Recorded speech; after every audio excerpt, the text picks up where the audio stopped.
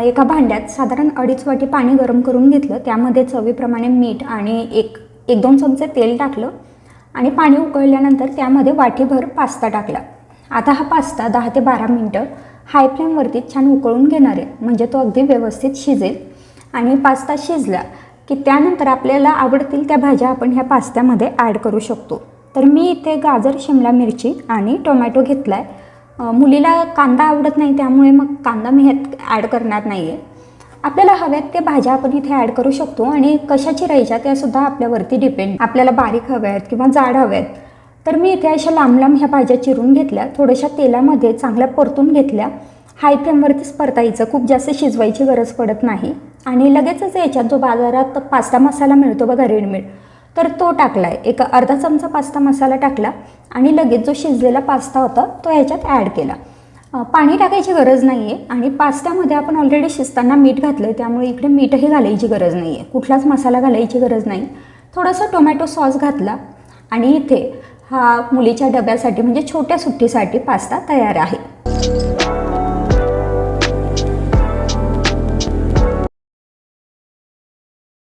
इथे मी पाव वाटी बेसन पीठ घेतलं आहे, त्यात पाव चमचा ओवा टाकून घेतल्या, अर्धा चमचा ह्याच्यात मी तेल टाकून घेतले। आता याच्यात थोडीशी हळद टाकून घ्यायची आहे, अगदी पाव चमचा हळद, अर्धा चमचा मी इथे बॅडगी लाल तिखट टाकून घेतलं आहे। तुम्ही तुमच्या आवडीप्रमाणे तिखटाची क्वांटिटी कमी जास्त करू शकता। चवीपुरता मीठ टाकून घेतलं आणि 1 चमचा तेल टाकून घेतलं आहे। आता थोडं थोडं पाणी टाकायचं आणि आपल्याला याचं बॅटर बनवून घ्यायचं आहे। रनिंग कन्सिस्टन्सीचं हे बॅटर आपल्याला बनवून घ्यायचं आहे। तर हे पहा, तुम्ही इथे बघू शकतायत आपलं जे बॅटर आहे ते इथे तयार झालं आहे। बॅटरमध्ये अजिबातच गुठळ्या असायला नको। आता गॅसवरती मी तवा गरम करायला ठेवला, तव्यावर थोडंसं तेल टाकून घेतलं आणि हे तेल ह्या तव्यावरती पसरून घेतलं। तवा पूर्णपणे गरम झाला की त्यावरती मग आपण जे बेसनाचं बॅटर बनवलं होतं त्याचा अशा पद्धतीने डोसा लावून घ्यायचा आहे।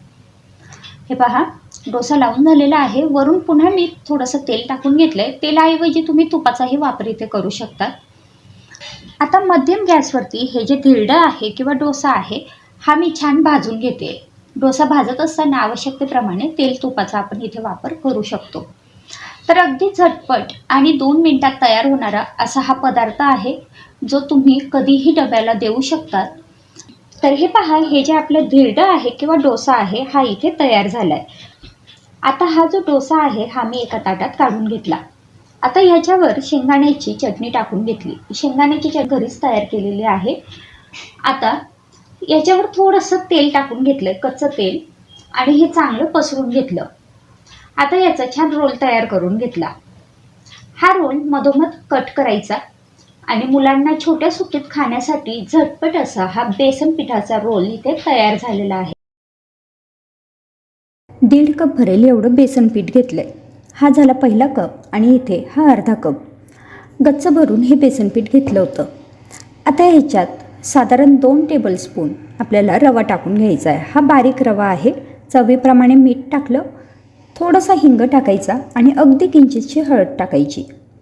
त्यानंतर 2 चमचे ह्याच्यात साखर टाकून घेतली आहे आणि आता 1 कप मी इथे ताक घेतलेलं आहे। ताक नसेल तर आपण इथे दह्याचा सुद्धा वापर करू शकतो। मी इथे सुरुवातीला 1 कप ताक टाकून घेतलं आणि हे सगळं चांगलं एकजीव करून घेतलं। आवश्यकतेप्रमाणे ह्याच्यात आपण ताकाची क्वांटिटी कमी जास्त करू शकतो। दही वापरत असाल तर त्यासाठी पाऊण कप दह्याचा तुम्ही इथे वापर करा, जे फ्रेश दही असतं, आणि बाकी मग जेवढं लागेल तेवढं पाण्याचा वापर करा। आता अजिबात आपल्याला याच्यात गुठळ्या होऊ द्यायच्या नाही आहे आणि हे जे मिश्रण आहे ते आपल्याला चांगलं फेटून घ्यायचं आहे। हे पहा, हे मिश्रण इथे मी अगदी व्यवस्थित फेटून घेतलेलं आहे। ह्याच्यात अजिबात गुठळ्या नाही आहे। खूप जास्त घट्ट ठेवायचं नाही आणि खूप पातळही करायचं नाही। आता एका ताटाला इथे मी तेल लावून घेते। आपल्याला ज्या भांड्यात हे वाफवून घ्यायचं आहे त्याला व्यवस्थित तेल लावून घ्यायचं आहे। आता एक 10 मिनटं हे मिश्रण सेट होण्यासाठी ठेवलं होतं। 10 मिनटानंतर यात 1 टेबलस्पून एवढं तेल टाकून घेतलं, जे आपलं खाण्याचं तेल असतं, ते कुठलंही तेल इथे वापरू शकतो। तेल टाकल्यानंतर हे पुन्हा एकजीव केलं आणि आता हे सगळं चांगलं छान फेटून घेतलं। रवा आपण कमी टाकला आहे त्यामुळे याला खूप जास्त वेळ आपल्याला रेस्ट देण्याची गरज नाही आहे। आता याच्यात एक जे 10 रुपयाचं इनोचं सॅशे असतं तेवढा इनो टाकायचा, म्हणजे साधारण 1 टीस्पून एवढा इनो आपल्याला याच्यात टाकायचा आहे. इनो नसेल तर पाव चमचा तुम्ही खाण्याचा सोडा इथे वापरू शकता. इनो टाकल्यानंतर हे पटापट फेटून घ्यायचं. मिश्रण हलकं फुलकं झालं आणि फुलून वरती आलं की त्यानंतर तेल लावलेल्या ताटात किंवा ट्रेमध्ये हे मिश्रण काढून घ्यायचं. आता एका कढईमध्ये मी ऑलरेडी पाणी गरम करायला ठेवलं होतं. पाणी चांगलं गरम झालं आहे, त्यावरती हे मिश्रण टाकून घेतलेलं ताट ठेवायचं. वरून थोडंसं लाल तिखट यावरती भुरभरून घ्यायचं. हे पूर्णपणे ऑप्शनल आहे, फक्त छान दिसावं याकरता हे तिखट हे वरून टाकून घेतलेलं आहे. आता ह्याच्यावरती एक झाकण ठेवायचं आणि हाय फ्लेमवरती आपल्याला हे ढोकळे साधारण 20 मिनटं छान वाफवून घ्यायचे. आता आपले ढोकळे तिकडे वाफवत आहे तोपर्यंत इथे एका भांड्यामध्ये एक मोठा चमचा तेल घेतलं, म्हणजे साधारण 2 टेबलस्पून.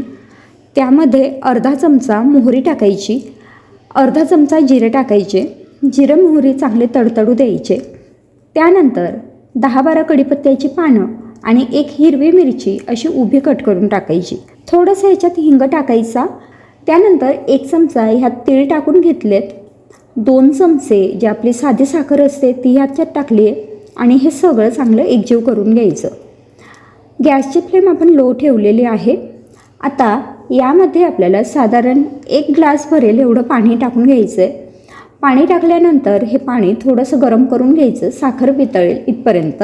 साखर वितळली की त्यानंतर गॅस बंद करायचा आणि शेवटी ह्या पाण्यामध्ये थोडंसं चिमूटभर मीठ तुम्ही टाकू शकता चवीसाठी. आता हे आपलं जे फोडणीचं पाणी होतं ते तयार झालेलं आहे. इकडे पहा, साधारण 15 ते 20 मिनटानंतर आपला जो ढोकळा आहे तो सुद्धा छान तयार झालेला आहे.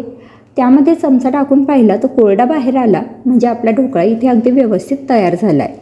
ढोकळा थोडासा 5 ते 10 मिनटं थंड होऊ द्यायचा. त्यानंतर हा आपल्याला कट करून घ्यायचा आहे. अगदी गरम असताना जर तुम्ही ढोकळा कट केला तर ते व्यवस्थित कापला जाणार नाही, शिवाय तो ताटाला चिकटून बसेल आणि व्यवस्थित निघणारही नाही. तर त्यामुळे हा ढोकळा थोडासा थंड झाल्यानंतरच आपल्याला कापून घ्यायचा आहे. आता हे पहा, आपल्याला हवे तेवढे छोट्या मोठ्या आकारात हे ढोकळ्याचे काप करून घ्यायचे. त्यानंतर आपण जे फोडणीचं पाणी बनवलेलं होतं ते या ढोकळ्यावरती आवश्यकतेप्रमाणे टाकायचं. काही लोकांना हे पाणी जास्त टाकलेलं आवडतं, तर काही लोकांना फक्त तेलाची फोडणी आवडते. तुम्हाला कशी फोडणी आवडते हे मला कमेंटमध्ये जरूर कळवा. आता आवश्यकतेप्रमाणे फोडणीचं पाणी टाकून घेतल्यानंतर आपला हा जो ढोकळा आहे हा आता सर्व करण्यासाठी तयार आहे. आता यातल्या एका स्लाईसला मी टोमॅटो सॉस लावून घेते. तर टोमॅटो सॉस आपल्याला आवडत असेल त्या प्रमाणात आपण लावू शकतो. मी इथे साधारण 1 चमचा भरेल एवढं टोमॅटो सॉस लावून घेतलेलं आहे. हे टोमॅटो सॉस या ब्रेडवरती व्यवस्थित स्प्रेड करून घ्यायचं आहे. आता दुसरा जो ब्रेड आहे त्याला मी इथे बटर लावून घेते. तुमच्याकडे जर आपली हिरवी चटणी अवेलेबल असेल तर तिचा वापरसुद्धा इथे करू शकतात. आता इथे मी चीजचा एक स्लाईस घेतलेला आहे. हा चीज स्लाईस जे मी टोमॅटो सॉस लावून घेतलेला ब्रेड होता त्याच्यावरती ठेवून घेतला आहे. आता या चीज स्लाईसवरती मी काही टोमॅटोचे काप ठेवून घेते. इथे आपण आपल्या आवडीप्रमाणे हे सॅलड वापरू शकतो. तर मी इथे फक्त टोमॅटो आणि काकडी एवढंच ठेवून घेतलेलं आहे. तुम्हाला हवं तर उकडलेला बटाटा, गाजर हे सुद्धा तुम्ही इथे टाकू शकतात. वरून चिमूटभर फक्त चाट मसाला टाकून घेतला, अगदी चिमूटभर मीठ टाकून घेतलं आणि चिमूटभर लाल तिखट टाकून घेतलं. आता तिखटाची क्वांटिटी आपल्या आवडीप्रमाणे कमी जास्त करायची. त्याच्यावरती जो बटर लावलेला ब्रेड होता तो मी ठेवून घेतला आहे. आता तवा गरम करून घेतला आणि त्यावर थोडं बटर टाकून घेतलं. नंतर आपण जे सँडविच बनवलं हे या तव्यावरती ठेवून घेतलं. आता एका बाजूने हे सँडविच मध्यम गॅसवरती छान भाजून घेतलं. पुन्हा दुसऱ्या बाजूने मध्यम गॅसवरती हे सँडविच अगदी 1 मिनिट फक्त आपल्याला भाजून घ्यायचं असतं. लगेचच हे सँडविच छान खरपूस असं तयार होतं. तर इथे हे आपलं अगदी इन्स्टंट 5 मिनिटाच्या आत तयार होणारं सँडविच मुलांच्या छोट्या सुट्टीसाठी अगदी उत्तम असं ऑप्शन आहे. अगदी झटपट तयार होतं. इथे एका मिक्सरच्या भांड्यात मी एक चपाती घेतली. चपातीच्या अशा पद्धतीने आपल्याला काप करून घ्यायचे. आता हे मिक्सरमधनं थोडंसं वाटून घेऊ. आता याच्यात आपल्याला गूळ टाकून घ्यायचा आहे. तर इथे मी 2 चमचे किसून घेतलेला किंवा बारीक चिरून घेतलेला गूळ टाकून घेतला आहे.